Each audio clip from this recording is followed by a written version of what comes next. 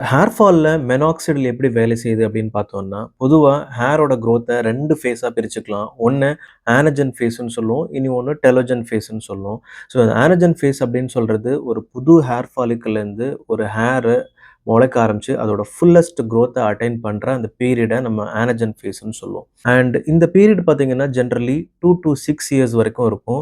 Suppose அந்த particular நபருக்கு அந்த க்ரோயிங் பீரியட் அப்படின்றது ரொம்ப ஷார்ட்டா இருந்துச்சுன்னா, ஒரு லெஸ் தென் 1 இயரோட முடிஞ்சிரும். ஸோ அவங்களுக்கு அவ்வளோதான் ஹேர் குரோத் இருக்கும்.